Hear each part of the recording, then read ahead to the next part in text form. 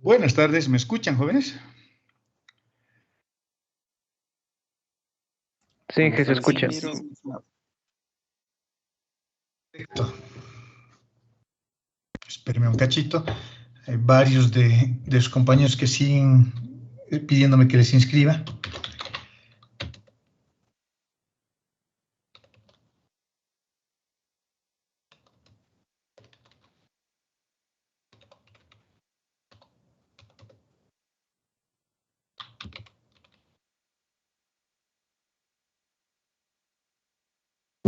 Ya estamos. Lo que vamos a hacer a continuación, bueno, lo que hemos estado haciendo es estudiar la geometría diferencial. Hemos visto ya lo que son las curvas en el espacio en general, las hemos estudiado con bastante detenimiento. Ahí me están viendo. Y lo que vamos a hacer ahora es empezar un tema que es nuevo, porque el anterior era más o menos repetitivo de lo que han visto en Cálculo 2, ¿no? Con un poquito de profundidad adicional, digamos, y tratando de ser un poco más objetivos y tratando de entender no solo la parte matemática, sino lo que realmente estamos haciendo. Cuando uno estudia curvas, uno está interesado en determinar qué características geométricas tiene esa curva. Y esas características son básicamente dos, como son la curvatura y la torsión, que son propiedades propias de las curvas, valga la redundancia, y al ser propias son intrínsecas. Y cuando uno estudia curvas, hay dos formas de abordar ese tema. Uno, desde la perspectiva del espacio propiamente dicho, es decir, con una visión externa, y cuando eso ocurre usamos el parámetro t. Pero cuando yo soy un gusanito que se está moviendo sobre la forma de la curva, digamos, yo quiero estudiar desde mi propia perspectiva. Y esa propia perspectiva es la perspectiva del arco. Por eso se dice que el arco es una propiedad intrínseca a la curva. Son dos formas diferentes de ver las curvas porque incluso tienen parámetros diferentes, ¿no? El parámetro t lo puedo asociar con el tiempo y eso implicaría de que estamos trabajando con el parámetro tiempo, con esas unidades temporales, y en el otro caso el parámetro arco hace referencia a longitudes, está referido a las distancias, mide otra cosa, pero son dos formas de ver la misma curva con unidades incluso diferentes, ¿no? ¿De acuerdo? Es lo que hemos hecho. Lo que vamos a hacer ahora, les voy a compartir el documento. Cuando miro a un lado es porque estoy viendo mi otra pantalla. Y vamos a ver la diferenciación vectorial. Bueno, seguimos con ese mismo capítulo. Y sin embargo, lo que vamos a hacer ahora es estudiar a las superficies. Las superficies. Las superficies también son formas vectoriales. Las superficies en algunos libros le llaman superficies parametrizadas porque le vamos a dar una connotación vectorial a la superficie. Para mí son espacios vectoriales de dimensión 2, su rango es 2, si lo vemos como un vector. Una esfera es un espacio vectorial de dimensión 2 y tiene esa forma. Un cilindro es un espacio vectorial de dimensión 2. Un cono es un espacio vectorial de dimensión 2. Un paraboloide hiperbólico es un espacio vectorial de dimensión 2. Cualquier superficie que se desarrolle dentro del espacio vectorial de dimensión 3 es un espacio vectorial de dimensión 2, es un subespacio y tiene su propia base y demás cosas. Y cuando solo me refiero a las componentes de ese vector, decimos que la ecuación está parametrizada y es lo que estoy colocando acá, superficies parametrizadas. Fíjense cómo estamos definiendo matemáticamente esa situación.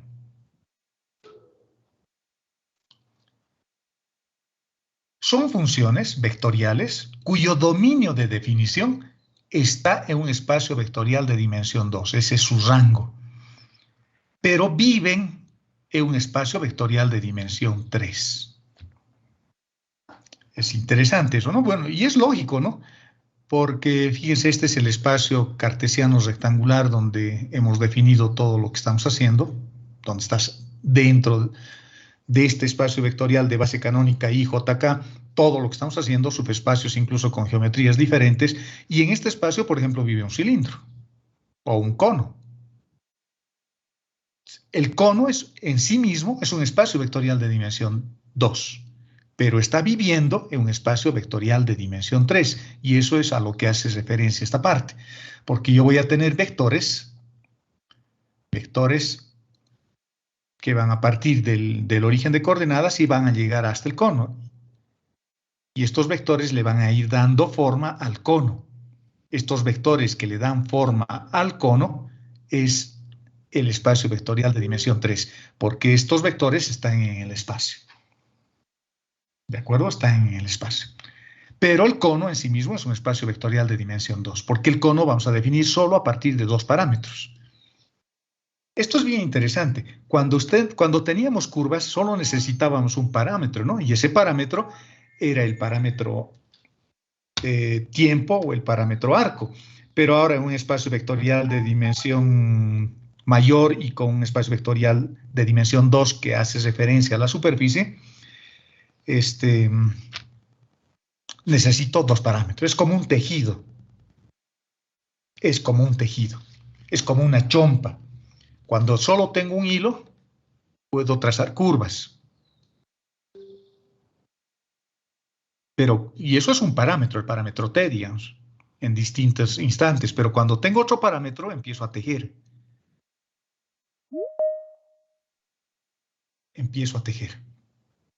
Empezamos a tejer este espacio de dimensión 2 dentro de un espacio vectorial de dimensión 3. ¿De acuerdo? Eso es la idea central, la idea geométrica, la idea vectorial, la idea intuitiva de lo que vamos a hacer ahora.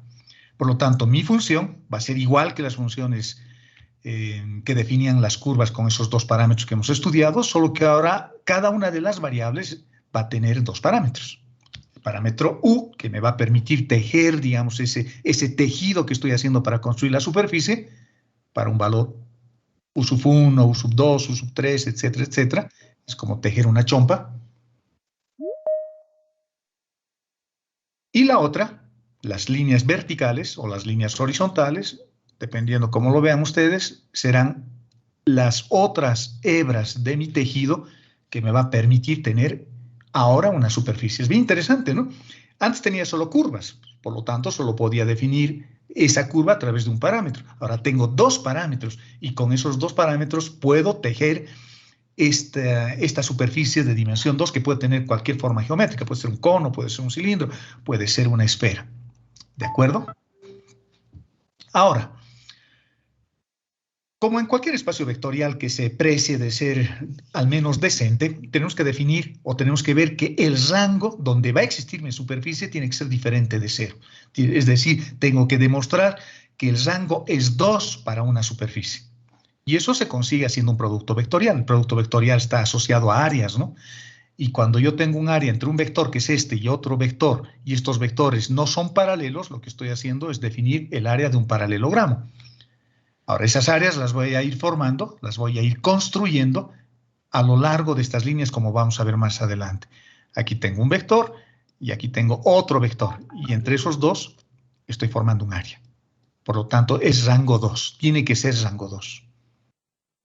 Tiene que ser rango 2. Entonces, y eso se consigue encontrando vectores tangentes a la curva. Esto es bien bonito, jóvenes, cuando uno lo ve desde esa perspectiva. Miren, tengo una curva. Eso siempre sucede cuando habilito mis líneas. Esto es una curva y esta es otra curva que están haciendo ese tejido al que hacías referencia. Si yo encuentro un vector tangente acá con una derivada respecto a una de las variables, es esa derivada respecto a u, por ejemplo, y respecto a la variable b, yo estoy formando con esos dos vectores un área. Por lo tanto, es rango 2. Porque si las curvas fueran paralelas, el vector tangente va a ser paralelo y por lo tanto simplemente estaré definiendo curvas, pero no tengo el tejido que necesito. Por lo tanto, encontrar eso es bien fácil como esto, hacer simplemente un producto vectorial y verificar que ese producto vectorial no me dé el vector nulo, que me estaría estableciendo esa condición de paralelismo, ¿no?, entre esos dos vectores. Y haciendo exactamente eso, cuando yo hago un producto vectorial, no se olviden que que nosotros generamos con ese producto un vector, un pseudo vector, porque el producto vectorial me da dos vectores, ¿no? Me da un vector hacia arriba, un vector hacia abajo, un vector a la derecha, un vector a la izquierda, porque es un vector que depende de la quiralidad. Es decir, que puedo obtener vectores con sentido contrario, aunque tengan el mismo tamaño y la misma dirección, pero son dos vectores diferentes. Y ese vector que estoy obteniendo con el producto vectorial siempre es perpendicular a la superficie o al paralelogramo, y este paralelogramo está dentro o está apoyado en la superficie. Y ese vector normal lo puedo conseguir haciendo simplemente el producto vectorial entre este caballero y este otro caballero y dividiéndolo entre su módulo. ¿Por qué lo estoy dividiendo entre su módulo? Porque yo quiero que este vector esté normalizado a la unidad. Quiero que sea un vector normal, normalizado en realidad. Y le estoy llamando b de s a la derivada de la función respecto de u y b de t a la derivada de la función respecto de t. Es la misma función vectorial, solo que lo estoy representando, igual que esta, por ejemplo, solo que lo estoy representando ahora con dos letras diferentes. S y t, y a la función le estoy llamando b. ¿De acuerdo? Y fíjense, este es un buen dibujo porque nos está mostrando exactamente lo que les acabo de decir. Cada una de estas líneas, esta por ejemplo, está definido para un parámetro, para el parámetro, por ejemplo, t, y las otras están definidas para el parámetro s. Entonces, como son dos líneas, porque estoy formando un tejido, puedo encontrar el vector perpendicular a ambos haciendo el producto vectorial entre las derivadas de cada una respecto a cada una de las variables, y estoy formando un paralelogramo acá, ¿no? Un paralelogramo. Por lo tanto, yo ya me puedo ir dando cuenta que el rango 2 está asociado a una superficie. Siempre va a estar asociado a una superficie. El rango 2, dimensión 2, el tamaño vectorial 2. Y como el producto vectorial depende de la quiralidad, depende de la regla de la mano derecha, estas superficies se dice que son orientables, tienen un sentido, Si la superficie es cerrada, el sentido del vector normal siempre es externo. ¿De acuerdo? Y por lo tanto puedo encontrar en cada punto de la superficie, en cada uno de estos puntos, infinitos vectores perpendiculares a la superficie. Infinitos. Tantos como las estrellas del cielo. Tantas como los granos de arena en una playa. Infinitos, jóvenes. Y si voy pensando un poco más y empezaría a darme cuenta de que el tamaño de cada uno de estos vectores va a ser el área del paralelogramo y por lo tanto si lo sumo podría aproximarme al área de la superficie. Qué interesante. Querrá decir que el área de una superficie está vinculado, está asociado al vector normal de una superficie. Ahora, estas superficies están parametrizadas en términos de dos parámetros. El parámetro U, el parámetro B, o el parámetro S o el parámetro T, dependiendo de qué nombre o qué letra quieran usar. El nombre de su mascota, su nombre, el nombre de su enamorada, de su papá, de su mamá, lo que ustedes quieran. Normalmente se usan U y B. U de uva y B de vino, que son dos cosas que me gustan, por ejemplo. Ahora, ¿cuáles son las condiciones de parametrización? ¿Se podrá parametrizar siempre una superficie? ¿Siempre podré llevarlo a una forma vectorial? Sí, normalmente siempre se lo puede llevar, pero hay algunas condiciones que se tienen que cumplir, mínimas. Una, la función vectorial con dos parámetros, por supuesto, tiene que ser derivable, ¿no?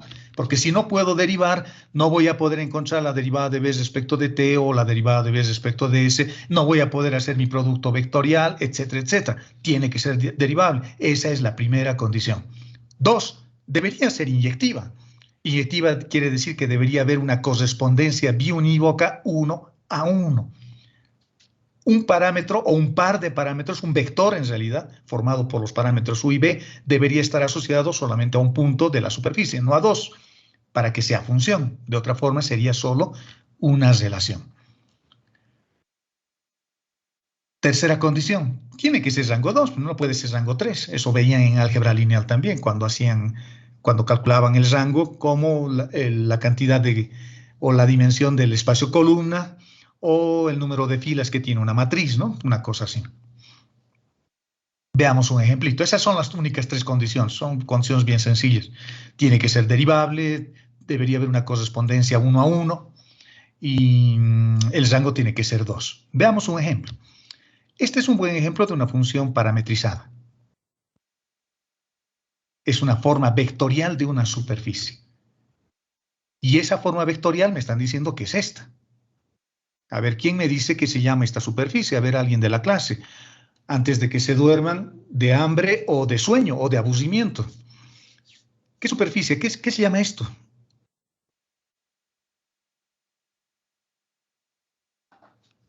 Bueno, una pregunta más fácil entonces les voy a hacer. ¿Me están escuchando? Sí, sí. Ya, esa pregunta está bien respondida. ¿Qué se llama esta superficie? Un elipsoide. Un elipsoide. Correcto, es un elipsoide. Esta es la forma escalar del elipsoide. Esta ecuación está expresada como una ecuación de punto. Y esta está expresando como una ecuación vectorial.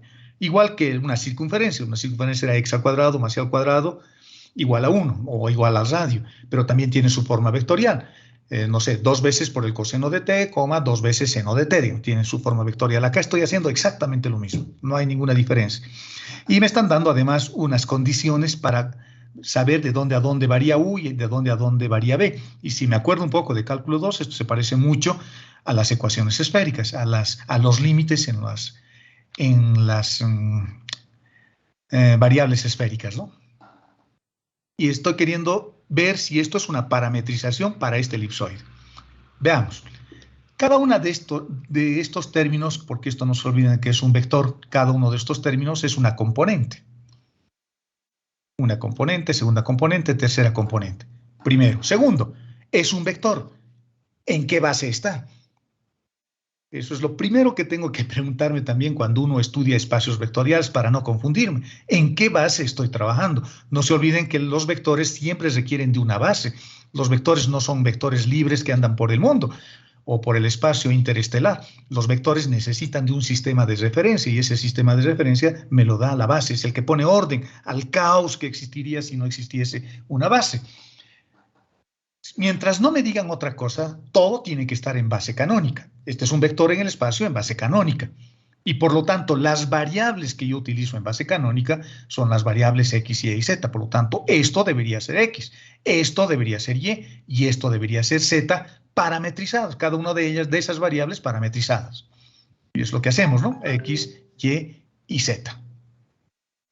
¿De acuerdo?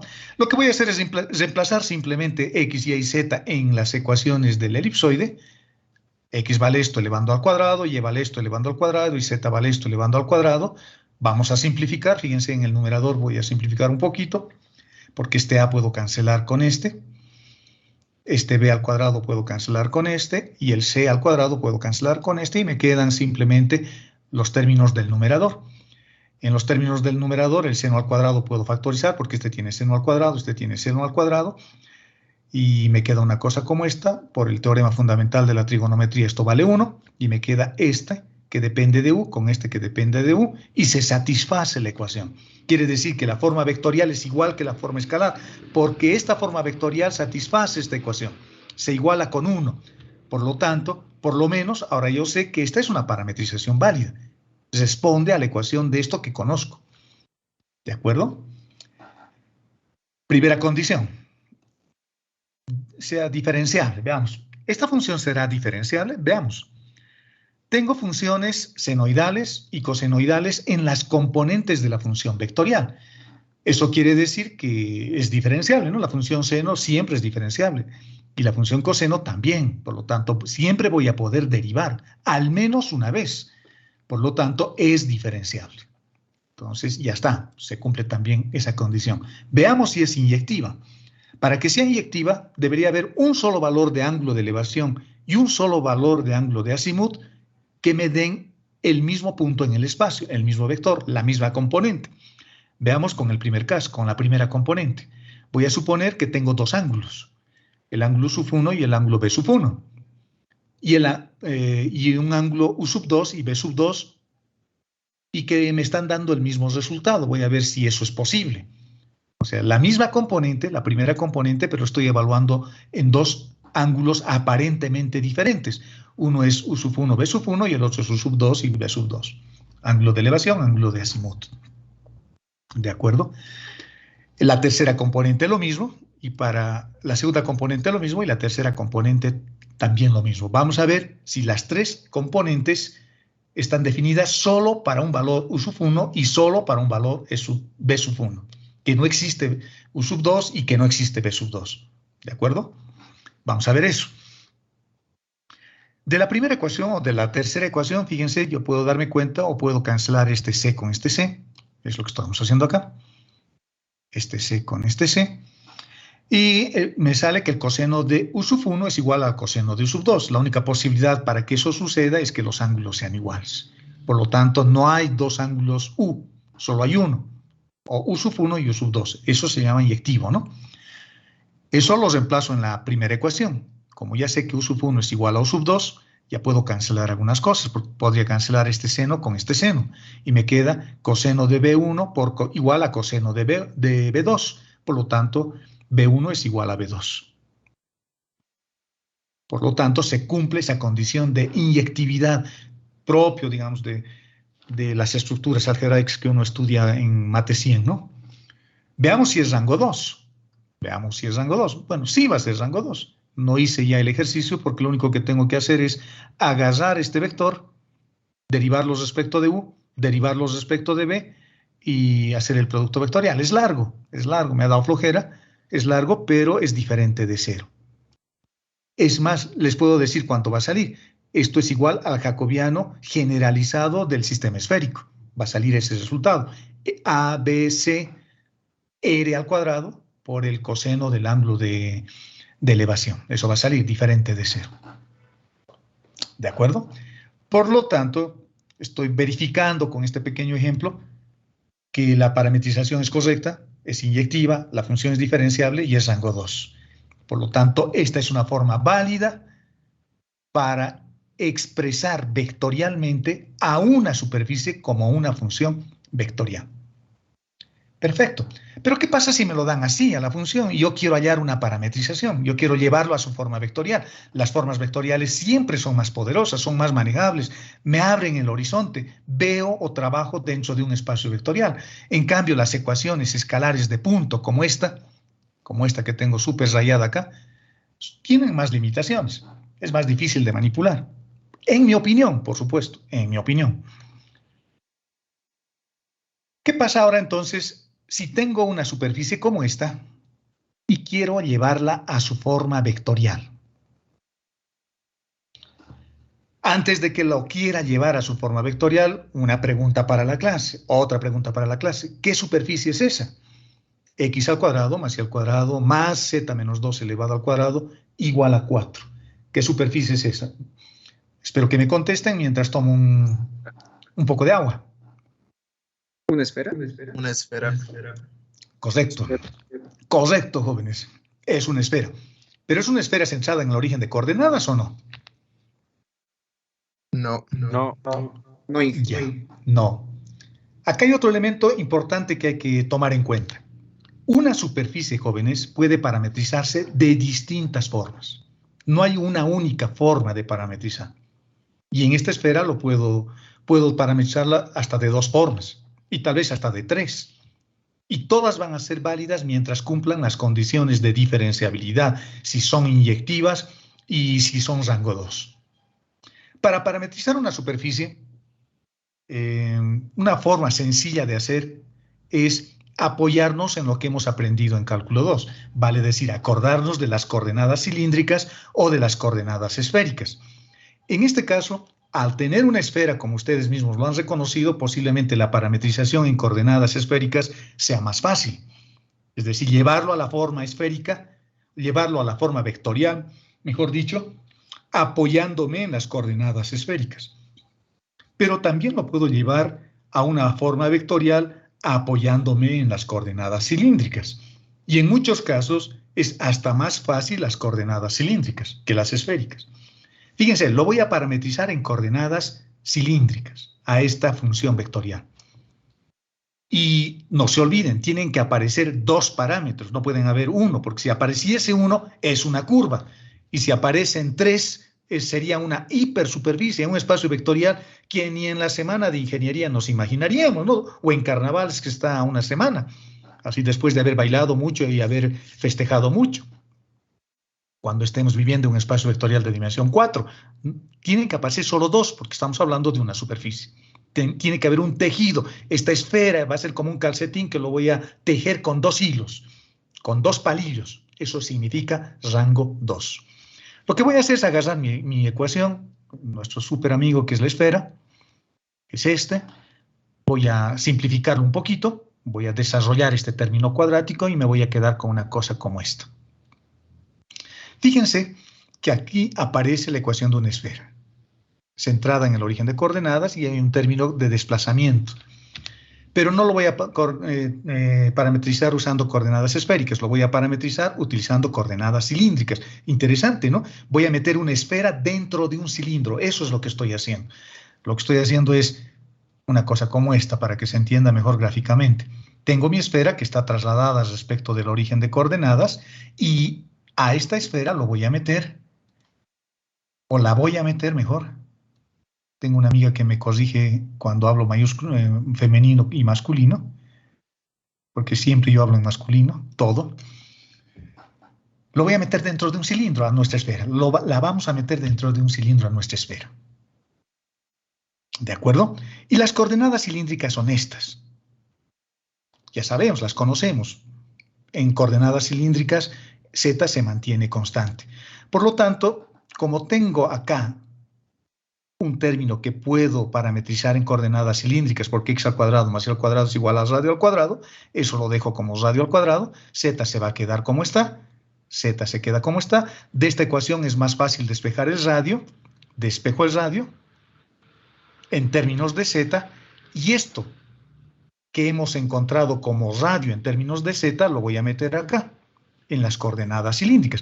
Por lo tanto, el efecto geométrico que estoy obteniendo es de introducir una esfera dentro de un cilindro. Y el radio lo reemplazo por esa última ecuación que hemos encontrado, y las otras se mantienen.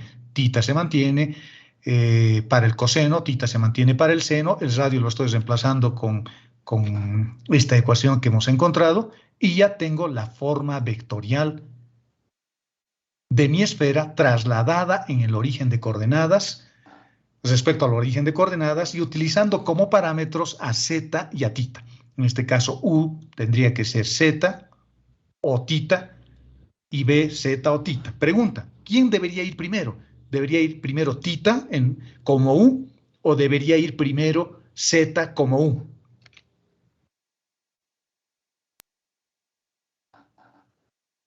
¿Qué dicen, jóvenes? ¿Qué dicen, muchachos?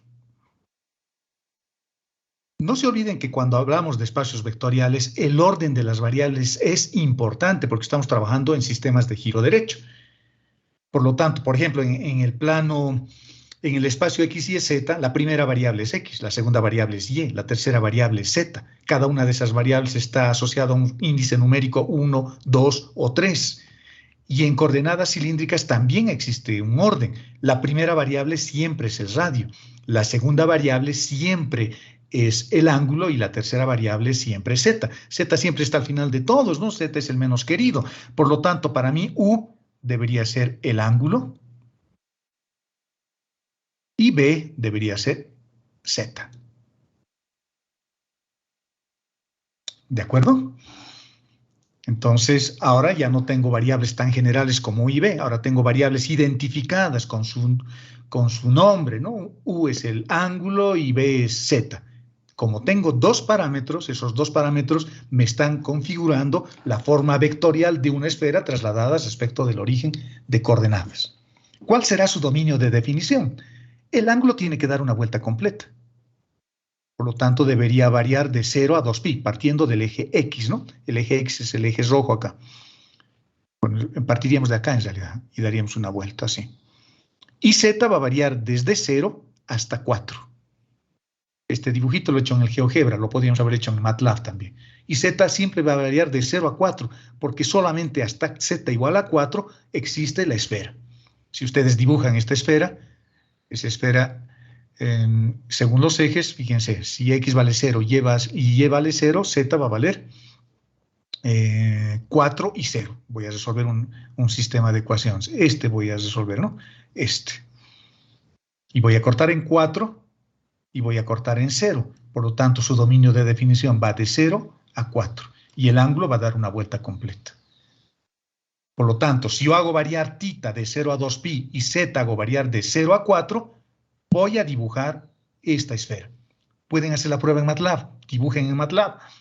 Averigüen cómo se grafican superficies vectoriales en MATLAB. Hay tutoriales en el internet. Y si ponen esos límites, θ de 0 a 2pi y z de 0 a 4, les apuesto que se los va a dibujar una esfera. Podemos apostar su nota. ¿De acuerdo? Veamos otro caso. Un ejemplo, bueno, el siguiente ejemplo. Vamos a suponer ahora que a mi superficie, que puede ser una esfera, puede ser un cono, puede ser un cilindro, lo que queramos, me lo están dando como una función escalar de punto, es decir, como una cosa como esta, así como esta. Esta es una función escalar de punto. Y a partir de eso, a partir de una función que puede ser cualquiera, fíjense, lo estoy poniendo como una forma genérica acá, y además es una función explícita porque z está despejada, me están pidiendo que haya un vector normal a z. Normal a z, es decir, perpendicular a la variable z. Bueno, creo que la pregunta está incluso mal hecha. Lo que deberíamos decir es hallar un vector normal a la superficie. También podríamos decir a z, ¿no? Pero podríamos pensar confundidos un poco de que quiero encontrar un vector al eje z, pero en realidad no me estoy refiriendo a eso. Estoy pidiéndoles de que hallemos un vector normal a la superficie, a esta superficie genérica cualquiera, donde z está despejado. Me refiero a eso. Y un vector normal a una superficie es un vector así, ¿no? Perpendicular a la superficie. Ese es un vector normal a la superficie. No se olviden que estamos hablando de superficies orientadas. Si yo quiero encontrar un vector perpendicular a una superficie como es. En realidad ya lo podemos hacer. Dígame cómo lo puedo hacer. Esto es cálculo 2. Esto es lo que han visto en cálculo 2 cuando veían el capítulo de funciones multivariable, cuando veían el gradiente, cuando veían derivadas parciales y esas cosas. Bueno, en realidad ya les he dado la respuesta. ¿Cómo puedo hallar un vector perpendicular a la superficie? Pregunta para la clase. Para los jóvenes que están despiertos todavía.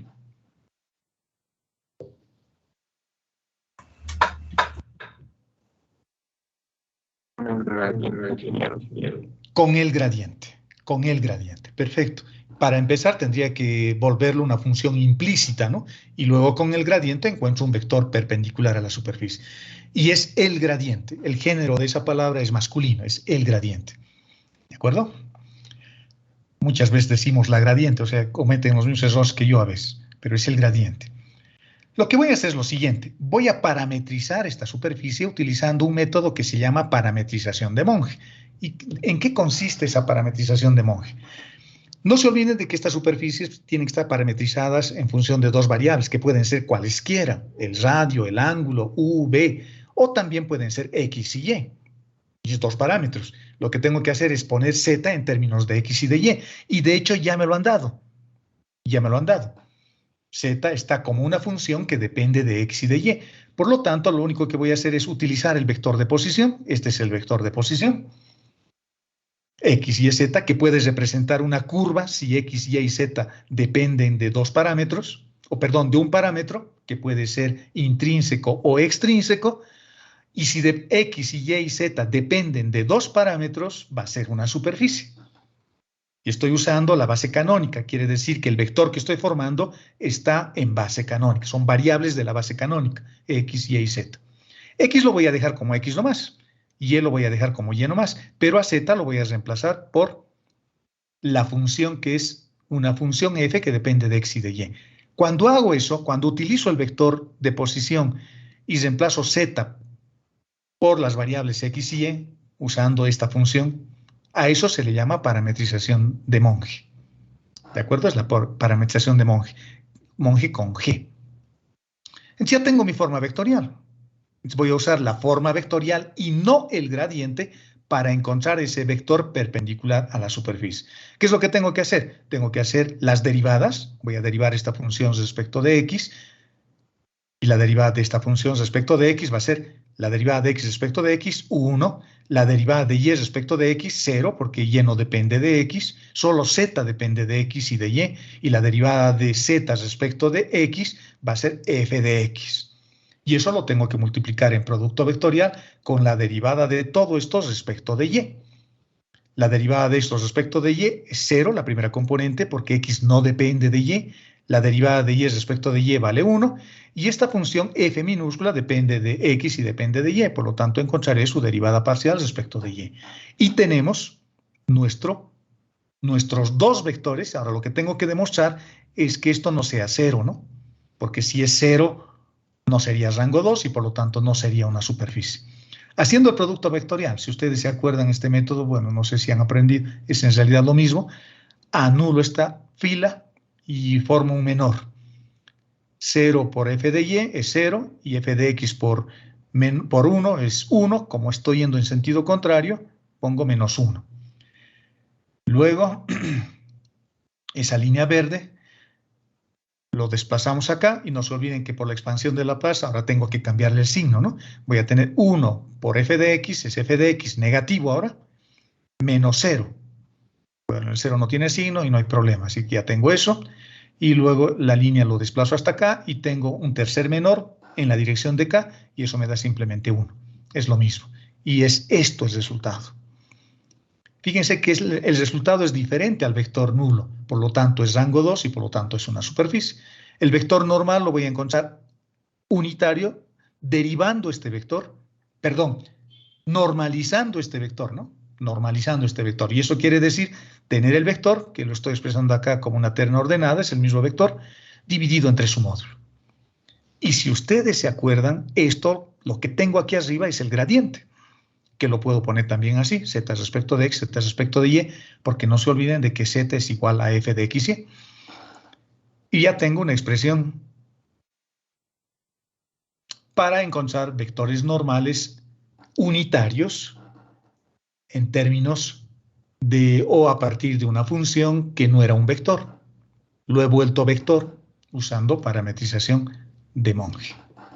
¿De acuerdo? Estas cosas que les voy mostrando como ejemplos, jóvenes, es bueno que se acuerden, porque cuando uno resuelve ejercicios, cuando uno vaya a encontrar el flujo que atraviesa un campo vectorial, por ejemplo, una superficie, y a esa superficie la quiero parametrizar, la quiero llevar a su forma vectorial, puedo usar la parametrización de Monge que estoy aprendiendo acá. ¿De acuerdo? Puedo hacer todo eso, por eso estoy poniendo estos ejemplos. Les estoy poniendo algunos ejercicios propuestos para que ustedes en su casa lo puedan ver. Veamos el primero. Quiero hallar una expresión también para el vector normal unitario, es decir, un vector normalizado, pero ahora la función escalar ya no me lo están dando como una forma explícita, me lo están dando como una forma implícita. Fíjense que z no está despejado. Es como si tuviese una superficie como esta, ¿no? X a la y más y a la z, por ejemplo, y menos una cosa como z por x, una cosa así. Igual a 0, digamos. Vamos a suponer que es una superficie. Me estoy inventando una ecuación. Vamos a suponer que es una superficie. Esta, por ejemplo, no podría utilizar con esta fórmula, porque en esta fórmula requiere que z esté despejada. Y si ustedes se fijan acá, z lo tengo en el exponente. Tal vez lo podría complicar más poniendo un z por acá y un z en el denominador de este primer término. Entonces, despejar z ya va a ser prácticamente misión imposible.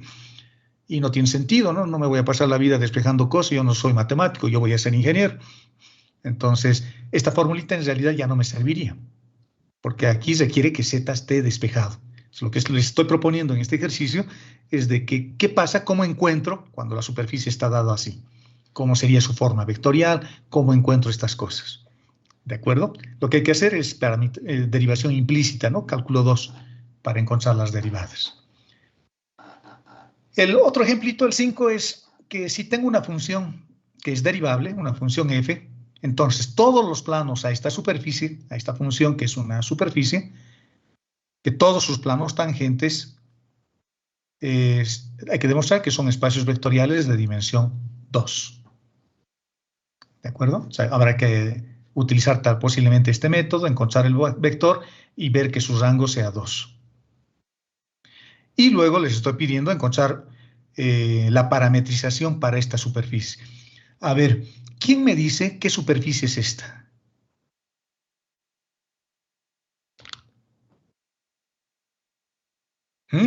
¿Se acuerdan? O por lo menos, ¿qué forma tiene? Una hipérbola cóncava, creo. Una hipérbola cóncava. No. ¿Una esfera, ingeniero?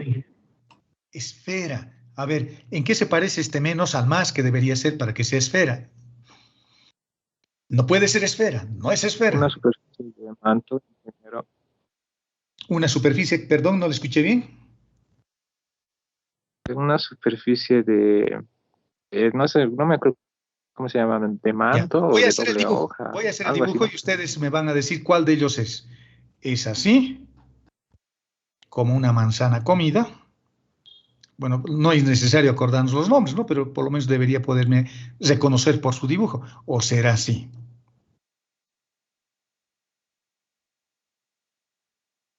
En otras palabras, un hiperboloide de un manto o un hiperboloide de dos mantos. Su eje de simetría está acá. ¿Cuál de ellos será este?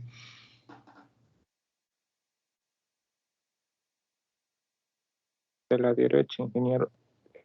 El hiperboloide de un Segundo. manto, ¿no? Sí, ese. Este.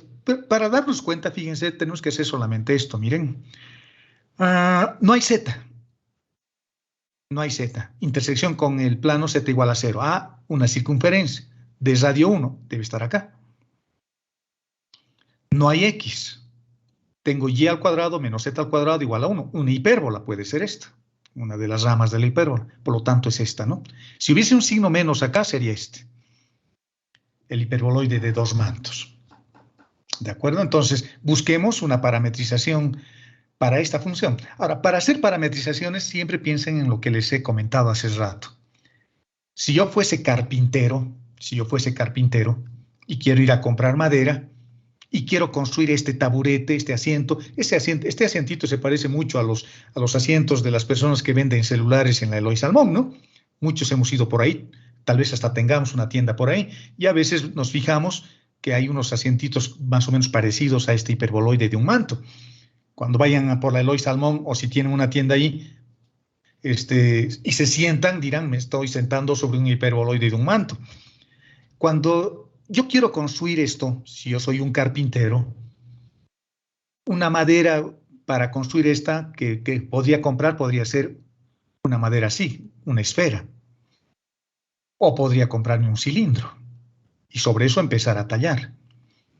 O podría comprarme un paralelepípedo y empezar a tallar a partir de este tronco de madera que tiene la forma de este paralelepípedo el asiento o el hiperboloide de un manto que quiero.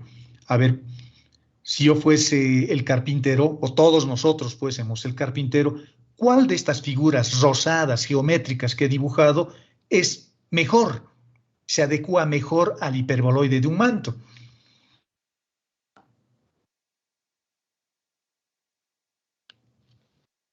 ¿Cómo es, muchachos? Un cilindro. El cilindro, ¿no? Sí, puedo comprar esto, por supuesto, puedo comprar esto y puedo construir a partir de esto. Matemáticamente puedo usar coordenadas esféricas para parametrizar esta superficie, lo puedo hacer. Puedo comprar una madera así, rectangular, un paralelepípedo, y puedo utilizar parametrización de Monge despejando de esta ecuación Z para parametrizar esta superficie. Puedo hacerlo también en términos de X, de Y y de Z. Pero a mí me parece que es mejor agarrar este cilindro y meterlo ahí. Es mucho mejor. Por lo tanto, si voy a hallar la parametrización de esto, usaría coordenadas cilíndricas. ¿De acuerdo? Más fácil. También puedo usar esta. Esta yo creo que es la menos apropiada, ¿no? Entonces piensen de esa forma, con un pensamiento lateral, ¿no? Cuando quieran parametrizar. ¿De acuerdo?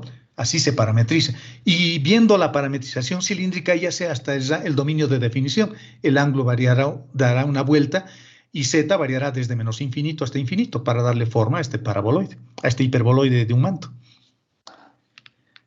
¿De acuerdo?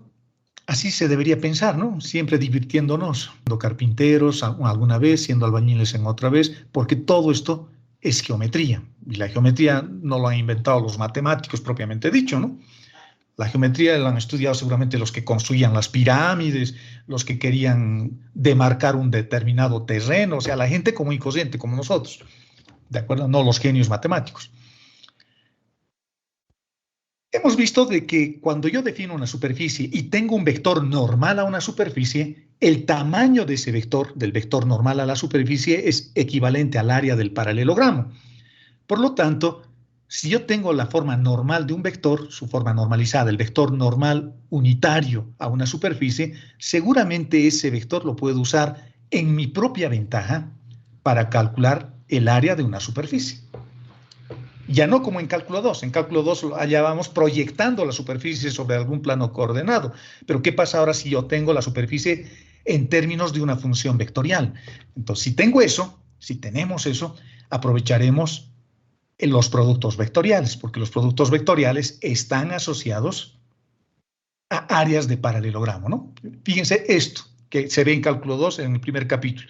Tengo un vector, tengo otro vector, cuando estamos haciendo la definición de producto vectorial, mi vectorcito U, mi vectorcito B, producto vectorial U por B, siguiendo la regla de la mano derecha, ese es este vector, y este vector en tamaño es equivalente al área del paralelogramo que tiene como aristas concurrentes al vector U y al vector B.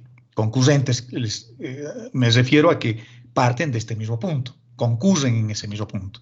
Y el tamaño de este vector es esto.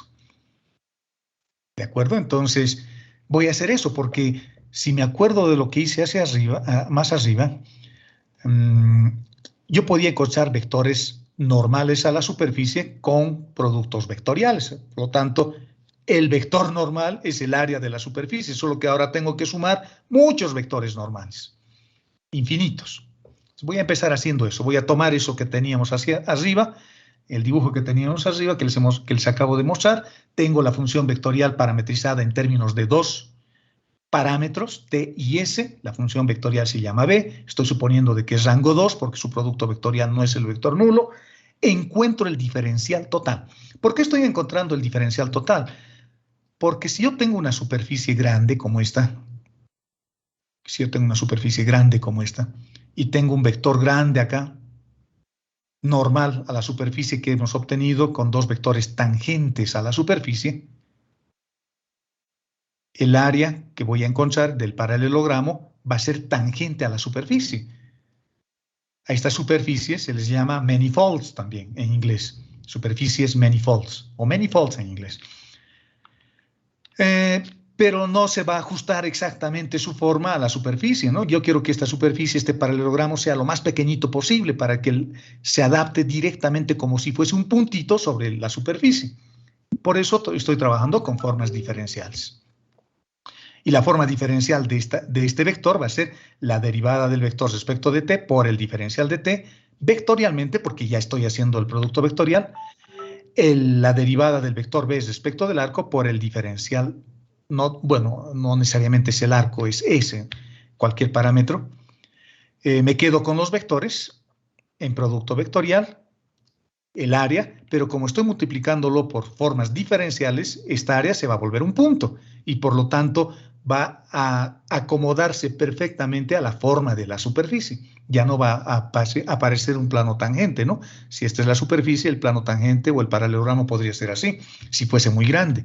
Yo estoy haciendo que este plano tangente sea muy pequeñito, prácticamente un punto, hallando simplemente la forma diferencial. Y como yo sé que ese vector normal es equivalente al área del paralelogramo, le estoy llamando S. S de superficie. Y es un vector. Es un vector. ¿De acuerdo? Esto, el mismo dibujo de hace rato. Esto lo estoy volviendo bien pequeñito para que esta superficie se vuelva solo un puntito, para que esta región amarilla que he dibujado ahí sea un puntito. Y eso lo estoy obteniendo volviéndolo diferencial de S. El módulo de este vector va a ser esto, ¿no? Estoy hallando su módulo, el producto vectorial estará en módulo y esto es una constante. Es una constante que sale. No se olviden, estoy utilizando esta propiedad. Si yo quiero hallar el módulo de un vector que está multiplicado por una constante t, por ejemplo, y este es el vector u, no se olviden de que esto, por propiedades de módulos, es igual al valor absoluto de t, perdón por mi letra, por el módulo del vector. Estoy utilizando esa propiedad, ¿no? Por lo tanto, el módulo del vector se queda como módulo del vector nomás, solo que ahora mi vector ya no es diferencial de U, sino es este producto vectorial, que es un vector, y este es un elemento de área, diferencial de T por el diferencial de S, que sería este lado por este lado. Es un área rectangular. Y las áreas, hasta donde sabemos, siempre son positivos. En los sistemas de giro derecho, las áreas siempre son positivos. Estoy trabajando en base canónica, un espacio vectorial de giro derecho. Por lo tanto, el valor absoluto desaparece y me quedo con esto. Lo vuelvo unitario, es decir, a mi vector, a este vector lo divido entre su módulo. El módulo acabo de hallar. Por lo tanto, voy a tener esto dividido entre su módulo. Fíjense que estos elementos se cancelan. Este se me va a ir con este, ¿no? Se me va a ir con ese. Se cancelan y me queda que el vector unitario es un producto vectorial. Simplemente. Qué bonito. Así puedo hallar vectores normales a superficies. Me voy a entretener un poquito con esto, para tener algunas ideas simplemente. El vector normal va a ser el diferencial de S sobre su módulo. Despejo este que está acá, dividiendo, lo paso a multiplicar al otro lado y me queda esto. Si yo quiero calcular un área, yo necesito el módulo de esa área. Por lo tanto, de esta expresión voy a tratar de despejar el diferencial de S, el que no tiene la flechita encima, el que es el módulo del vector. ¿Y cómo voy a despejar el diferencial de S? Porque no hay división entre vectores, ¿no? No está definido. Los vectores o se multiplican o se suman y nada más, pero no divido entre vectores. No está definido la división entre vectores, ni entre matrices, si se han dado cuenta. Hay algunos algoritmos que parecen simular una división, pero realmente la división no existe. Entonces, la única manera de despejar este término diferencial de S escalar, sin la flechita encima, es con un producto vector escalar. Voy a multiplicar en producto escalar a ambos lados. El lado izquierdo me va a quedar esto y el lado derecho me va a quedar esto. Estoy multiplicando en producto escalar n por n. Es decir, el producto escalar es con el vector n. N con n es el vector, el módulo del vector normal unitario al cuadrado. Y como es unitario, vale 1. Y por lo tanto ya he despejado. Ya he despejado. Y tenemos una formulita para encontrar áreas de superficie con un producto escalar. Y si yo analizo este producto escalar, me daría cuenta de que estoy haciendo una proyección. Estoy proyectando este vector sobre el vector normal unitario. Por lo tanto, el área de una superficie siempre es proporcional a los vectores normales a la superficie. ¡Qué bonito! Eso es lo que me está diciendo. Me está diciendo que si yo quiero calcular el área de una superficie, lo que tengo que hacer es sumar todos los vectores normales a la superficie. ¿De acuerdo? Esto es una idea intuitiva simplemente. No voy a usar esta formulita cuando quiera hallar el área de una superficie. Para hallar el área de una superficie me voy a quedar con esto. Me voy a quedar con eso. Más fácil. Voy a volver a tomar esa expresión que teníamos ahí arriba. Como tengo dos variables, haremos dos cuadraturas. Una cuadratura para T y otra cuadratura para S. Y ya está. Ya tengo una expresión, una fórmula que me permite encontrar el área de una superficie cuando yo tengo a mi superficie expresada como una función vectorial, de variable vectorial.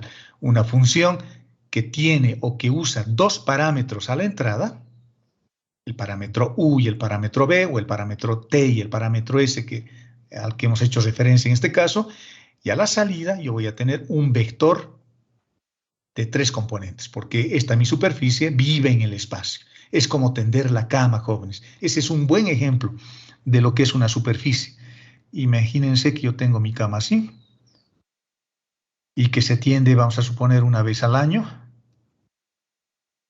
Y en esta cama tengo las sábanas, ¿no?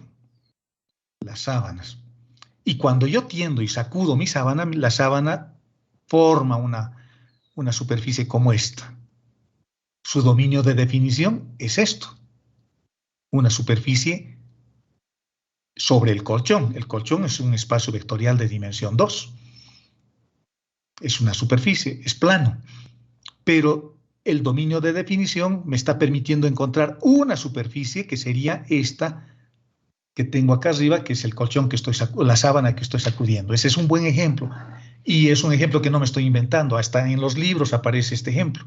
Me dice una superficie que vive en el espacio vectorial de dimensión 3, pero su dominio, la entrada acá, su dominio es un espacio vectorial de dimensión 2. Y esta formulita, jóvenes, es una forma alternativa para calcular áreas de superficie a la que ustedes tenían en cálculo 2. En cálculo 2 tenían una cosa como esta. Tenían una integral doble, una integral, el símbolo de una raíz. Tenían una cosa así como esta, por ejemplo, z es respecto de x al cuadrado, más la derivada de z respecto de y al cuadrado. ¿Se acuerdan de esta fórmula, jóvenes? O su memoria es de corto alcance. ¿Qué dicen? ¿Se acuerdan de esta formulita?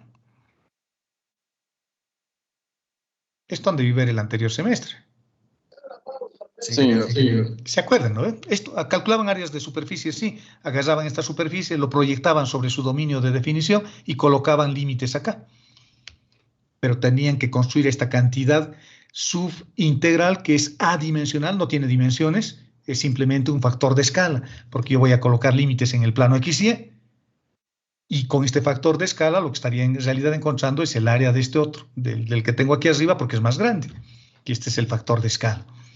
Se usaba esta formulita, y habían variaciones de esta fórmula, ¿no? Cuando lo proyectaba en el plano XY, cuando lo proyectaba en el plano XZ, o cuando lo proyectaba en el plano YZ, esto también es al cuadrado.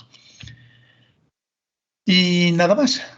En cambio ahora tengo una forma diferente cuando la superficie me lo dan como un vector y los límites los coloco directamente sobre la superficie, ya no sobre algo proyectado en el plano XY o en alguno de los planos coordenados. ¿De acuerdo? Bueno, esta es una referencia que no le den mucha bola, es más de lo mismo, Y vayamos a ver el ejemplo. Encontraremos el área de esta superficie. A ver, ¿esta superficie qué es? X más Y más Z igual a 1.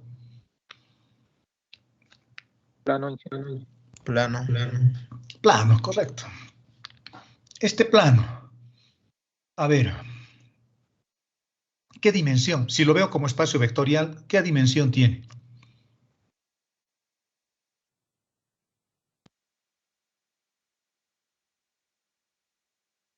El plano es una El plano es una superficie, y todas las superficies son dimensión 2.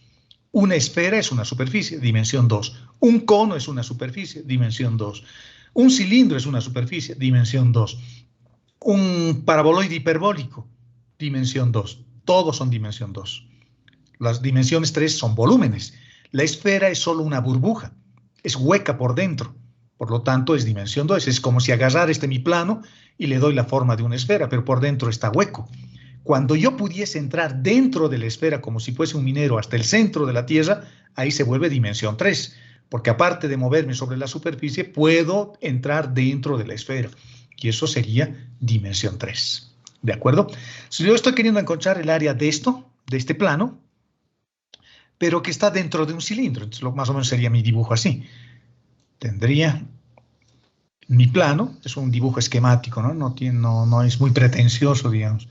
No quiero hacer algo sofisticado, porque yo no soy arquitecto ni dibujante. Yo soy, o pretendemos ser ingenieros, entonces mis dibujos a veces no salen muy bien. Y cuando intersecto el plano con este cilindro, aparece esta región que es del plano. Yo quiero hallar el área de estito del plano que está dentro del cilindro. ¿De acuerdo? ¿Cómo lo hago? Lo puedo hacer como cálculo 2. Exactamente igual. Despejo Z, porque lo primero que tengo que hacer es identificar el área de quién voy a hallar. Aquí tengo dos superficies. Aquí tengo el plano y aquí tengo un cilindro. ¿De cuál de ellas voy a hallar el área? Pero la pregunta es clara. Me están pidiendo que haya el área de esto, que está dentro de esto. Por lo tanto, de acá podría despejar Z, derivarlos respecto de X, derivarlos respecto de Y, construir esto y luego colocar límites dentro de esto, en esta circunferencia elíptica. Esa es una posibilidad. La otra es llevarla al plano a la forma a la forma vectorial, a su forma vectorial. Este es un dibujo mejor hecho de lo que he tratado de hacer acá, ¿no? Esto lo hice en el GeoGebra. Voy a hacer parametrización de Monge. Parametrización de Monge. Voy a despejar z de esta ecuación. Z igual a 1 menos x menos y. Por lo tanto, mi función vectorial dependerá de x y de y, digamos. De x y de y. Y esto será igual a x simplemente, a y simplemente, y a z que vale 1 menos x menos y. ¿De acuerdo? Estoy usando parametrización de Monge. Solo que ahora voy a parametrizarlo además a las variables x y y usando esto directamente. Usando esto. Y para eso voy a usar coordenadas cilíndricas. En coordenadas cilíndricas no se olviden de que x es igual al radio que le estoy llamando u por el coseno del ángulo que le estoy llamando b. Esta no es una circunferencia exacta, ¿no? Esto es un elipse. Por lo tanto, este 2 que tengo acá me está molestando para que sea una circunferencia. Por lo tanto, eso se elimina con las ecuaciones de transformación. Ese 2 lo estoy dividiendo en y, pero no lo estoy dividiendo como 2, lo estoy dividiendo como raíz de 2. ¿Por qué?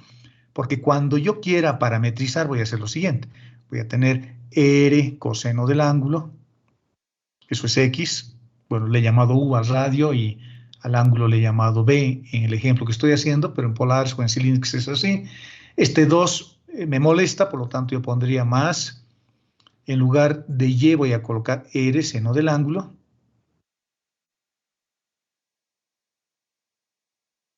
Y lo voy a dividir entre raíz de 2. De tal forma que al elevar al cuadrado ambas ecuaciones, al elevar al cuadrado, eso me va a dar el 1 que tengo acá. 1. Por lo tanto, x es igual a u coseno de b, o mejor dicho, u coseno de b, y y va a ser u seno de b dividido entre raíz de 2, para que tenga 1 acá. Ese truco estoy haciendo para generalizar las coordenadas cilíndricas, ¿no? Ya tengo x, ya tengo y, y como estoy usando parametrización de Monge, ya tengo z. Z va a ser 1 menos x menos y. 1 menos x menos y. Y ya tengo esto parametrizado. Solo eso tengo parametrizado. Luego me va a tocar encontrar el radio y el ángulo, ¿no? O el u y b. Pero ya tengo parametrizado solo esta parte celeste. Para encontrar áreas, hemos dicho de que voy a usar la forma vectorial. Ya tengo estas son las componentes del vector, de mi función vectorial. Lo que voy a hacer es derivarlos respecto de u. X derivados respecto de u es coseno de b, que lo tengo acá. Y respecto de u es seno de b sobre raíz de 2. Y z respecto de u me va a quedar coseno de b negativo y u sobre raíz de 2, o no, perdón, seno de b sobre raíz de 2 negativo. Ya está. Luego voy a derivar nuevamente estas ecuaciones ahora respecto de b. Respecto de b me va a dar menos u seno de b. Respecto de b me va a dar u raíz de 2 por coseno de b. Y respecto de b me va a dar más u seno de b y menos u raíz de 2 por coseno de b. Hacemos nuestro producto vectorial. Fíjense aquí el producto vectorial lo estoy haciendo matricialmente, ¿no? Lo podría hacer también como una transformación lineal, también lo puedo hacer con determinantes, también lo puedo hacer como la definición de producto vectorial utilizando las componentes, lo puedo hacer como yo quiera. Hay muchas formas, yo lo estoy haciendo matricialmente, que es una forma diferente de la forma con determinantes. Anulamos esto, multiplico esto por esto y menos esto por esto. Luego anulamos la segunda fila y hacemos lo mismo, sin olvidarnos de cambiar el signo por la tabla de signos que existe en la expansión de Laplace, y luego encontramos la tercera componente anulando la tercera fila y encontrando este menor. Y haciendo todas esas operaciones, que ya no las puse acá, que lo pueden demostrar fácilmente ustedes, obtenemos eso. Este es el vector superficie, este es el vector área, ¿de acuerdo? Y la formulita que voy a usar es esta, ¿no? Esta. necesito hallar su módulo. Necesito hallar el módulo de este vector que he encontrado. Y el módulo es esto, raíz de 6 sobre 2 por u. Eso sale su módulo. Ahora tengo que empezar a colocar mis límites. Para mis límites no se olviden de que el área que estoy haciendo lo tengo que encerrar en este cilindro. Los límites están definidos por el cilindro. Y el cilindro que tiene esta ecuación, que está súper rayado, que ya no se ve, son coordenadas polares generalizadas. Por lo tanto, voy a usar esto que teníamos antes para colocar mis límites, ¿no? Para hallar mis límites. Eso es cálculo 2, por eso lo estoy haciendo rápidamente. X valía esta ecuación.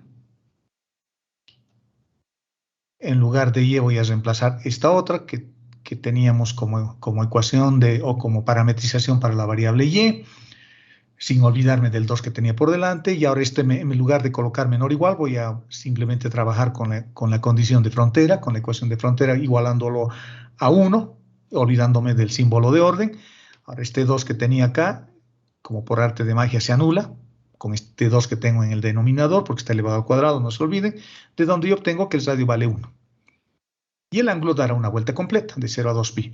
Por lo tanto, varía de 0 a 1 y el ángulo de 0 a 2pi. Integramos fácilmente y ese es el resultado. Este ejercicio, jóvenes, yo les invito cordialmente a que lo puedan resolver usando el método de las proyecciones. ¿Dónde está eso? Pueden calcular y ver que sale lo mismo, solo que ahora lo estamos haciendo vectorialmente directamente sobre la superficie y esta es proyectando sobre el plano XY. Y la proyección sobre el plano XY ya tengo, es esto. Es eso. Así que es relativamente simple, más fácil tal vez, no sé. Depende que les guste. Veamos otro ejemplo. Ahora vamos a hallar el área de la parte de este cono. Es un cono estándar a 45 grados, no hay mucho lío, pero solo en el manto superior, en Z positivo, pero la parte que quiero calcular, el área que quiero calcular del cilindro, está contenida en este otro cilindro, o del cono quiero decir, está contenido en este cilindro que está desplazado respecto al eje X. En el GeoGebra es una cosa como esta. El cilindro es lo que está rojo y el cilindro desplazado es el azul. Y el área que quiero calcular es, vamos a ver si con otro color para que se note mejor, solo esta partecita. Si yo veo el cono desde arriba, bueno, ahí ya no lo van a ver, al amarillo. Si yo veo desde arriba, desde el plano XY, estoy viendo desde arriba, el cilindro es una cosa como esta, ¿no? Y el cono, bueno, es infinito, pero haciendo un corto en algún momento voy a tener esto. Si yo quiero hallar esta partecita, el área de estito. ¿De acuerdo? El que está contenido dentro de este cilindro. Estoy cortando un pedazo del cono con este cilindro y quiero hallar el área de ese pedacito del cono que hemos cortado con el cilindro. El cono. Imagínense que tengo el cono así. Un cono corto, no es un cono infinito, con una determinada altura. Si tengo ese cono,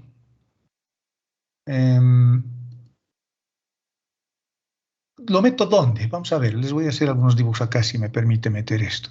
Una posibilidad es que este cono lo meta dentro de un cilindro. Lo voy a volver transparente para que lo podamos ver a mi cono que lo he dibujado atrás. Ahí está. Tengo el cono y al cono lo estoy metiendo dentro de un cilindro. Es una buena opción, pero no es la única. También puedo meterlo al cono dentro de un paralelepípedo. Así. Estoy queriendo volverlo a su forma vectorial a mi cono, en otras palabras. Eso es lo que estoy queriendo hacer. Y lo que les he explicado hace rato. Vuélvanse carpinteros y vean qué cosa es mejor. Entonces tengo ya una segunda opción. Al cono lo meto dentro de este paralelepípedo o lo meto dentro de este cilindro. La otra opción que tengo es que yo lo meta dentro de una esfera. No tengo una esfera acá, pero vamos a hacer algo parecido a una esfera, digamos eso, y esa es mi esfera. ¿Cuál creen que es la mejor superficie para trabajar con el cono? ¿El cilindro, el paralelepípedo o la esfera que les estoy mostrando? El cilindro, ¿no? Es obvio, es obvio. Así que nos olvidamos de las esferas y nos olvidamos de este otro y me quedo con el cilindro. Por lo tanto, uso coordenadas cilíndricas. Para eso hago este pequeño análisis tan trivial, ¿no? Pero que ayuda, aunque no crean, ayuda. Entonces lo voy a meter dentro de un cilindro. Cuando digo lo voy a meter dentro de un cilindro, quiere decir que voy a usar coordenadas cilíndricas para encontrar la función vectorial del cono. Mis coordenadas cilíndricas son estas, las que conocemos, las de siempre, nuestros viejos amigos. Pero estas coordenadas cilíndricas tienen tres variables. Tiene el radio, tiene el ángulo y tiene z. Si quiero que sea una superficie, tiene que volverse o tiene que anularse una de las variables. Anularse en el buen sentido de la palabra, no volverlo cero, sino que expresar alguna de ellas en términos de las otras. Por ejemplo, radio o z, que son las que más se manejan. Despejar el ángulo es complicado, así que o el radio o z. ¿Y cómo elimino? ¿Cómo elimino el radio en términos de z o cómo elimino z en términos del radio? Con la ecuación del cono, porque esa es la superficie que quiero llevarlo a su forma vectorial. Tomo la ecuación del cono, me va a ayudar la ecuación del cono porque es el cono el que quiero meter dentro de estas ecuaciones y eso es exactamente lo que estoy haciendo. Estoy metiendo a mi cono, a este cono, dentro de nuestro cilindro. Dentro de nuestro cilindro. Exactamente eso estoy haciendo. Entonces tomo el cono, que es este, reemplazo las coordenadas cilíndricas, x al cuadrado más y al cuadrado me sale radio al cuadrado, tengo z al cuadrado, elimino los términos cuadráticos, los exponentes, y me sale que z es igual a radio, para esta ecuación. Por lo tanto, o reemplazo el radio en términos de z, o reemplazo z en términos del radio, cualquiera de ellos. Aquí nos hemos desligado de z, y solo me quedo con el radio. Y esto ya es el cono dentro del cilindro. Bonito, ¿no? Así se hace. Ahora ya tengo dos variables. Tengo el radio y tengo el ángulo. Empezamos a derivar. Porque necesito el elemento de área. Después voy a colocar los límites. Después me voy a pelear con que la partecita que me interesa es la que está dentro del cilindro. Ahora solo estoy encontrando el elemento de área del cono. Solo estoy encontrando eso. Luego voy a ver si hallo acá, o en cualquier otro lado del cono el área que quiero. Solo estoy parametrizando, solo estoy encontrando el elemento de área del cono. Y eso se encuentra con un producto vectorial, siempre se hace lo mismo. La derivada de esta función respecto del radio, coseno de tita, seno de tita y 1. La derivada de estas ecuaciones paramétricas respecto del ángulo, menos r seno de tita, r coseno de tita y 0. Hacemos su producto vectorial y tengo esto. Hallo su módulo porque necesito hallar el módulo y me queda una cosa como esta. Bien sencillita, por lo tanto, si yo quiero calcular áreas sobre un cono, para ese cono que me han dado, puede haber otro cono, pero para ese específicamente voy a usar esta formulita, y para este cono específicamente su elemento de área es esto. Puede ser diferente para otro cono, para un cono que ya no esté a 45 grados, para un cono más abierto, para un cono más cerrado. Es decir, que puedo encontrar el elemento de área para cualquier tipo de cono. Ya está, ya tengo esto. Ahora recién le voy a poner sus límites. Los límites lo voy a colocar en el plano eretita. Y el plano eretita está en el plano XY. Ahí está su dominio de definición. Y en el plano XY tengo una cosa como esta. En el plano eretita, ¿no? Es ahora este cilindro que está desplazado en el origen de coordenadas. Por lo tanto, eso estoy dibujando. Porque aquí voy a colocar límites. Ese es el dominio de definición de esta partecita del cono. Si ustedes proyectan esta partecita del cono sobre el plano XY, ese es su dominio de definición. En el plano radio y ángulo. Y esa es la figura, ¿no? Entonces, lo que voy a hacer es agarrar la ecuación de ese cilindro, lo voy a reemplazar en términos de área y de tita porque necesito eso. Polares, en otras palabras, o cilíndricas en el plano. Y a partir de eso ya sé que el ángulo va a variar de 0 a... El radio va a variar de 0 hasta la ecuación de esta circunferencia, que vale r 2 coseno de tita, estoy reemplazando acá, y el ángulo puedo hacer variar de 0 a pi medios o de menos pi medios a pi medios. Si yo coloco de 0 a pi medios, tengo que multiplicar por 2, porque estaría calculando el área solo de esta parte, ¿no? Solo de esta partecita. Pero como la figura es simétrica, lo multiplico por 2 para tener además el área de la otra parte. No se olviden que aquí encima está el cono. El cono. Y el resultado es raíz de 2 por pi. ¿De acuerdo? Veamos uno más. Fíjense, estamos haciendo varios ejemplos para que ya estén bien familiarizados con esto, ¿no? Estamos viendo superficies, estamos calculando áreas. Tengo una región cuyo dominio de definición está dada por estos valores de variables, ¿no? Este rango de variación de las variables. Tita dice que varía de 0 a 2pi y el radio varía, dice, de 0 a 1. Parece que es una circunferencia. Un círculo en realidad, porque la circunferencia es el perímetro y el círculo ya es el área, ¿no? Y la superficie dice que está definida de esta forma. Ya me lo han dado en su forma vectorial. Me están dando las ecuaciones paramétricas de la superficie. Hallar su área de superficie. Es muy parecida a la anterior en realidad. Encontramos las derivadas.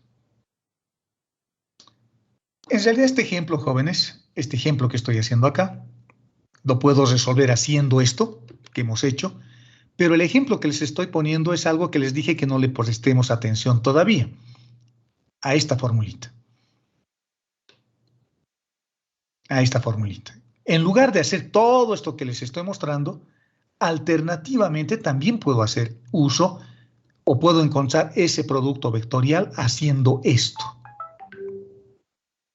Haciendo esta forma, que no les decía que no le pondremos mucha atención, es más de lo mismo, les decía, pero les voy a mostrar cómo se manejaría esto, ¿de acuerdo? En lugar de encontrar la forma vectorial de la superficie y hacer las derivadas y hacer el producto vectorial, yo puedo hacer de manera directa una aplicación de esta formulita. Vamos a ver cómo se trabaja con esa formulita. Es lo que estoy haciendo. Me han dado la superficie y esta es la superficie. Lo que voy a encontrar son las derivadas. Las derivadas. Vayamos a ver la formulita nuevamente. Debí haberme copiado, creo, ahí arriba. Si ustedes se fijan y se acuerdan de cálculo 2, estos son jacobianos. Entonces, al hallar estos jacobianos y al elevarlos al cuadrado, yo tengo esto. Entonces, lo que les estoy mostrando es una cosa súper interesante, ¿no? Bien bonito, que no aparece en ninguno de los libros que van a ver. Esto lo tengo de otro lado, un poco de la experiencia o un poco de ver de otras universidades. Lo que voy a hacer es encontrar esto con jacobianos, porque estos son jacobianos. Acuérdense, x y es respecto de v, y z respecto de v, y xz respecto de v. Es una combinación de todas las variables. X con y con z y x con z. Esos jacobianos voy a encontrar. El primer jacobiano, x con y, es fácil, ¿no? Encontrar los jacobianos utilizando estas ecuaciones. O las ecuaciones de la superficie. La derivada de x respecto de r, coseno de tita. La derivada de x respecto de tita, menos r seno de tita. La derivada de y respecto de r, seno de tita. La derivada de y respecto de tita, r coseno de tita. Hallo su jacobiano, ya tengo r. Luego voy a hallar el segundo jacobiano, y con z y r con tita. La derivada de y respecto de tita de esta ecuación va a ser seno de tita. Perfecto. La derivada de y respecto de tita es r coseno de tita. Muy bien. Z respecto del radio, 1. Z respecto de tita, 0. Su jacobiano, esto por esto menos esto por esto, el determinante asociado es esto. Luego, la derivada de x respecto de r, hago exactamente lo mismo y obtenemos el tercero. Los elevo al cuadrado y simplifico y obtengo esto. Por lo tanto, mi elemento de área ya tengo. Es r al cuadrado multiplicado por 2. No hay que olvidarse de que hay que sacarle una raíz, porque lo que tengo es esta formulita para encontrar áreas de superficie con jacobianos. Y ese elemento de área sale esto. Raíz de 2 por r al cuadrado en raíz, que es r por raíz de 2. Y bueno, el 2 lo saco, el radio se queda como está, coloco mis límites porque me han dado esos límites, me decían que variaba de 0 a 1 y el ángulo de 0 a 2pi. Y ya está. Calculamos. Otra forma. Interesante, ¿no? Por eso es bueno venir a clases. Por eso es bueno venir a clases. Y veamos, les estoy poniendo un ejercicio propuesto acá. Un ejercicio propuesto para que demuestren que el área de superficie, pero ahora de una curva que al rotar me genera una superficie, está dada por esto. Así que échenle una mirada cómo podríamos demostrar que el área de superficie, cuando tengo una curva en un determinado plano, fíjense, digamos el plano XY, en este caso tengo en el plano XY una curva que podría ser, por ejemplo, esta rama. ¿De acuerdo? Y lo voy a hacer girar alrededor del eje X. Entonces, al girar voy a tener una cosa así, como una especie de trompeta. Y si yo tengo solo esta función, me están diciendo que el área de superficie de esto es esto. Ahora, ¿por qué les estoy poniendo este ejemplo o este ejercicio propuesto? Porque se supone que esto lo han visto en cálculo 1. En cálculo 1 se ve volúmenes de rotación, áreas de rotación, y esta formulita seguramente lo han demostrado en cálculo 1. Acuérdense, es más de lo mismo. Más de lo mismo. ¿De acuerdo? Solo que ahora estoy generando una superficie haciendo rotar una curva. Una curva.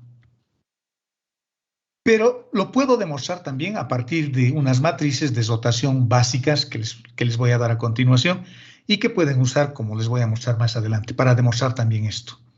Fíjense, lo que estoy haciendo en esta parte es darles unas matrices de transformación que me permiten rotar con giro derecho a un vector. Y eso seguramente es importante para querer demostrar también esta fórmula. Vamos a ver de qué se trata.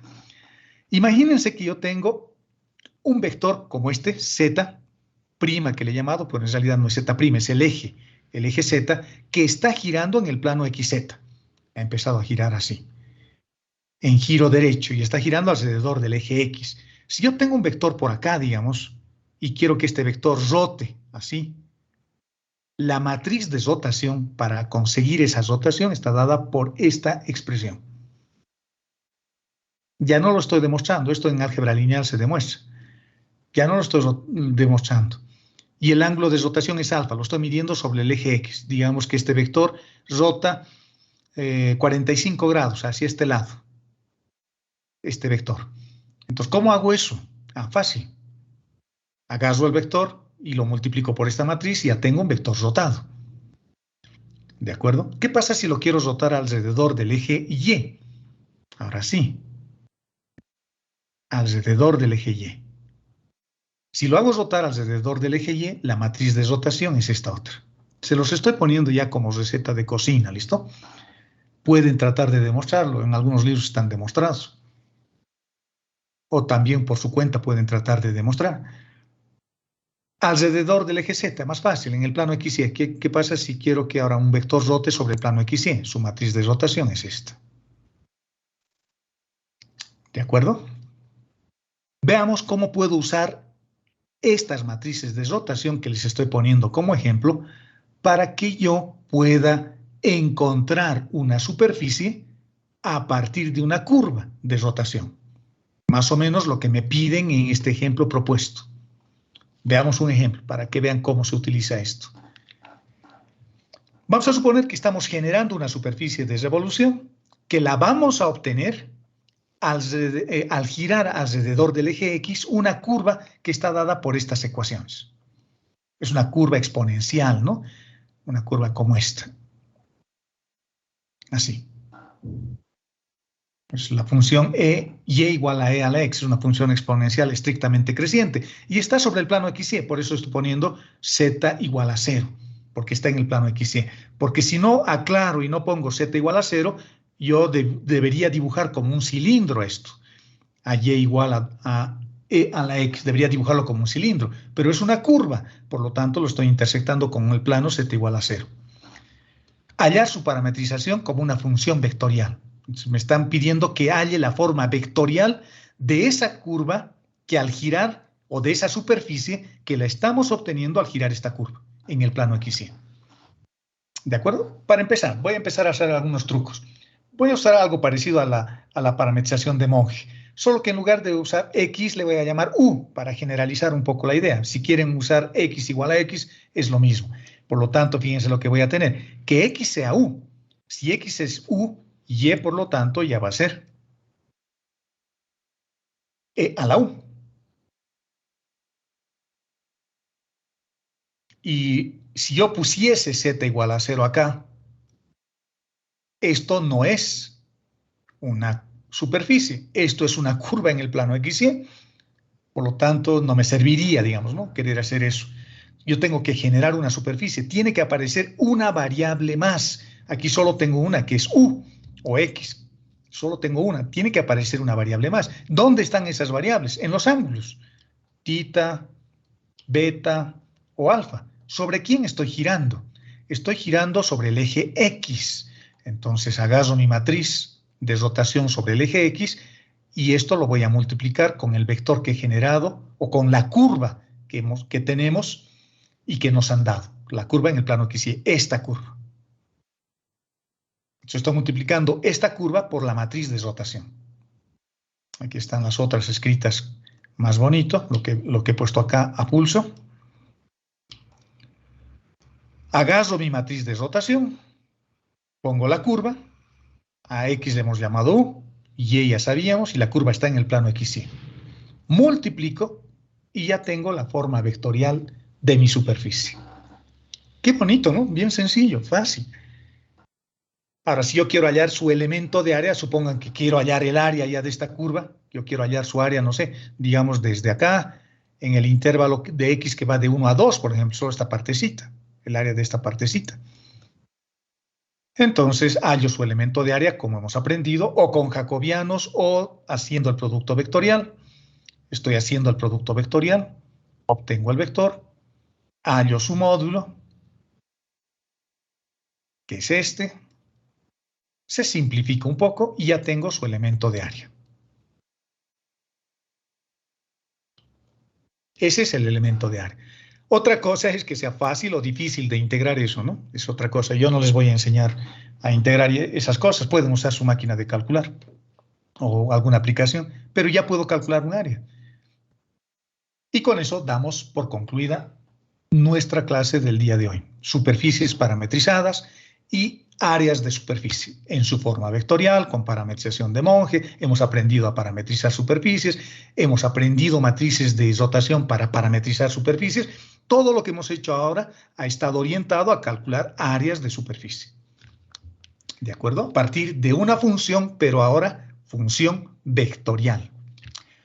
Bueno, jóvenes, con eso damos por concluida nuestra clase. Ya me he cansado y también ya me he aburrido un poco, así que ya me quiero ir a almorzar. Tengo hambre además. ¿Alguna pregunta antes de que me vaya?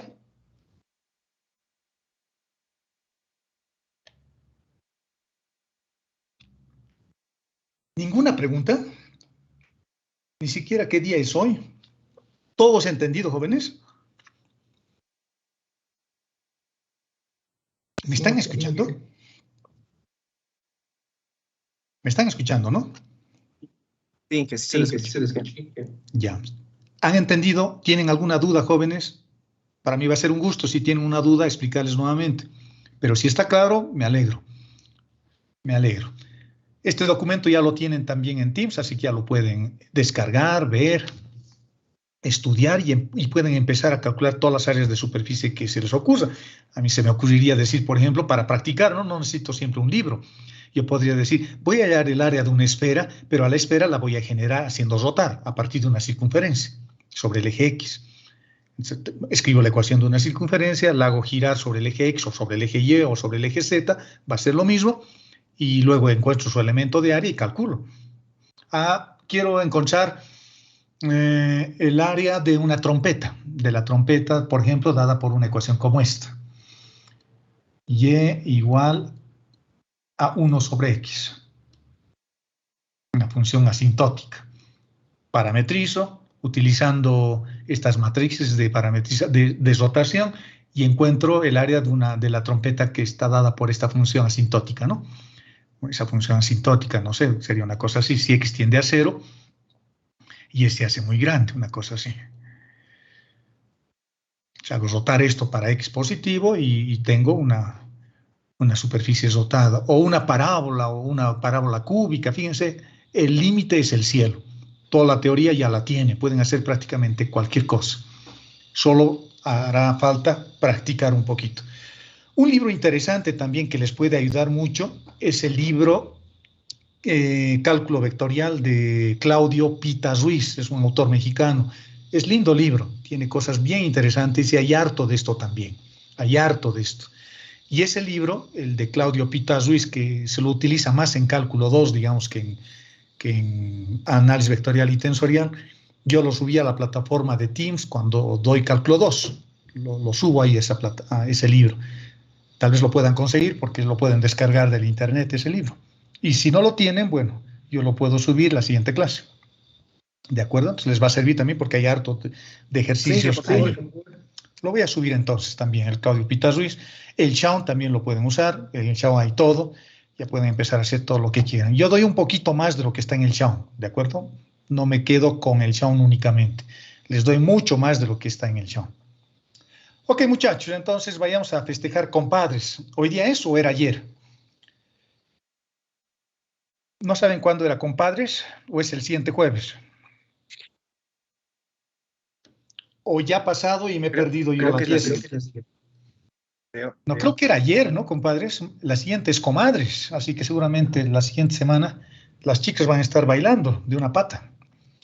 Bueno, muchachos, buen fin de semana, estudien y nos vemos el día martes a la misma hora y por el mismo canal. Adelante.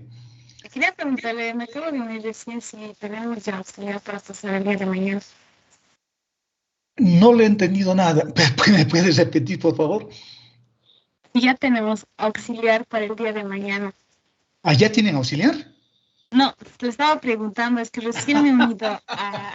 Ya no entiendo nada de lo que me habla. El auxiliar todavía creo que no hay. Es muy probable que no tengamos auxiliar hasta el primer parcial, por lo menos no ha habido ninguna comunicación por parte de la dirección del curso básico. Así que háganse a la idea, o sean ingenieros, siempre piensen en el caso peor, y el caso peor es de que no va a haber ayudante, ni siquiera para el primer parcial. Ojalá me esté equivocando, pero es lo más probable es que eso ocurra.